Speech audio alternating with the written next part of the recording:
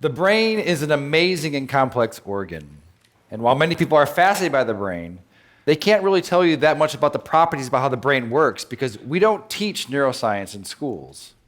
And one of the reasons why is that the equipment is so complex and so expensive that it's really only done at major universities and large institutions. And so in order to be able to access the brain, you really need to dedicate your life and spend 6.5 years as a graduate student just to become a neuroscientist to get access to these tools. And that's a shame because 1 out of 5 of us, that's 20% of the entire world, will have a neurological disorder. And there are 0 cures for these diseases. And so it seems that what we should be doing is sort of reaching back earlier in the education process and sort of teaching students about neuroscience, and so that in the future they may be thinking about possibly becoming a brain scientist. And so when I was a graduate student, my lab mate Tim Marzullo and myself decided that, what if we took this complex equipment that we have for studying the brain and made it simple enough and affordable enough that anyone, an amateur or a high school student, could learn and actually participate in the discovery of neuroscience. And so we did just that.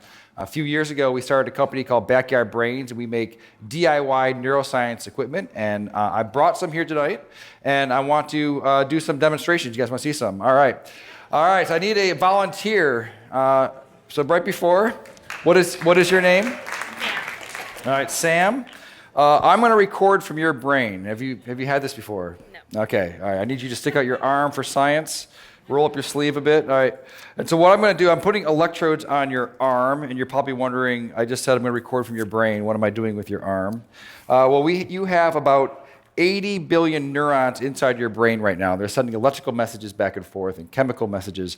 But some of your neurons right here in your motor cortex are going to send messages down when you move your arm like this. It's going to go down across your corpus callosum, down onto your spinal cord, your lower motor neuron, out to your muscles here. And that is electrical discharge. It's going to be picked up by these electrodes right here. And we're going to be able to listen to exactly what your brain is going to be doing. So I'm going to turn this on for a second. Have you ever heard what your brain sounds like? All right, let's turn it on. So go ahead, go ahead and squeeze your hand. All right, so what you're listening to, so this is your motor units that are happening right here. Okay, so let's take a look at it as well. So I'm going to stand over here, and I'm going to open up our app here. So now I want you to squeeze. Yeah, so right here, these are the motor units that are happening from her spinal cord out to her muscle right here. And as she's doing it, you're seeing the electrical activity that's happening here. We can even click here and try to see one of them. So keep doing it really, really hard. Yeah, so now we've paused on one motor action potential that's happening right now inside of your brain. Okay, do you guys want to see some more? All right. That's interesting, but let's get it better. Okay, I need one more volunteer. Okay, what is your name, sir? Miguel, all right.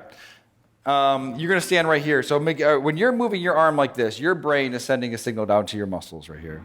I want you to move your arm as well. All right, so your brain is going to send a signal down to your muscles. And so it turns out that there is a nerve that's right here that runs up here that innervates these 3 fingers.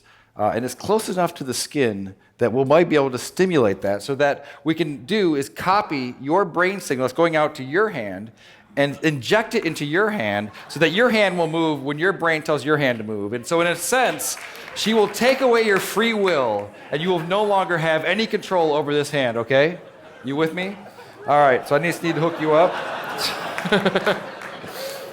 All right, so I'm going to find your ulnar nerve, which is probably right around here. You don't know what you're signing up for when you come up and... So now I'm going to move away, and I'm going to plug it into our human-to-human interface over here. Okay, so Sam wants you to squeeze your hand again. All right, do it again. All right, perfect. So now I'm going to hook you up over here so that you get the stimulus. It's going to feel a little bit weird at first. This is going to feel like a, when you lose your free will and someone else becomes your agent, it does feel a bit strange. So I want you to relax your hand. All right, and Sam, you're with me? All right, so you're gonna squeeze. I'm not going to turn it on yet, so go ahead and give it a squeeze. All right. So now, are you ready, Miguel?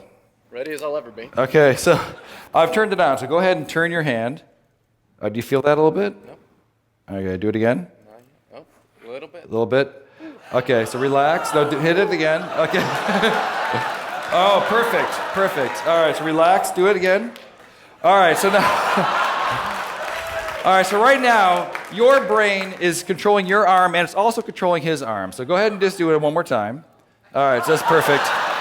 So now, what would happen if I took over my control of your hand? And so just relax your hand.